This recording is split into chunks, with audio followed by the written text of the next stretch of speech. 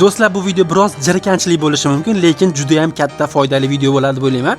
Birdan like bosib qo'yasizlar. Qaranglar, sizlar ko'pchilik telefon ishlatganda mana bu joydan ovoz eshitilmaydi yaxshi.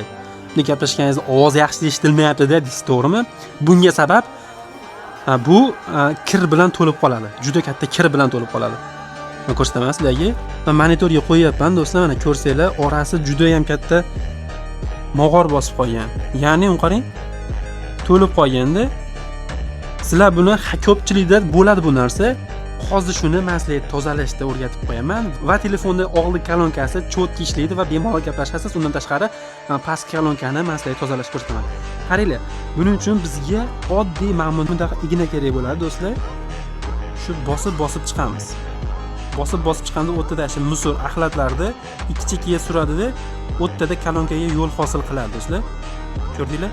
Bundan keyin oddiy spirtda tozalab qo'ysanglar bo'ladi. Nomiga cho'tka bilan, oddiy bunaqa tish cho'tkasini bir ishlatmayotgan cho'tka bilan shuni tozalaysizlar-da. Keyin bemalol foydalansanglar bo'ladi. Bemalol uyda hamma qilsa bo'ladi. Juda ham ko'p odamni shu sulhovoy tomoni juda ham ko'p odamniki bekiq bo'ladi. Ahamiyat bermaydi. Ovozimdan past kelyapti deb o'ylaydi. Shu orqali bemalol ochib olsanglar bo'ladi. Ikkinchi tomoni bo'lsa, buning pastki kolonkalari. Aynan shu pastki kolonkalarni ham shu igna orqali chuqur bas nomiga uchlab sanchib qo'ysanglar, setkani teshib olmaysizlar. Videoni eng yaqin do'stingizga jo'natib qo'ysangiz, foydali bo'lib qoladi. Bitta podpiska sizdan, xizmat qilish bo'lsa bizdan. Rahmat sizlar bilan Do'st X.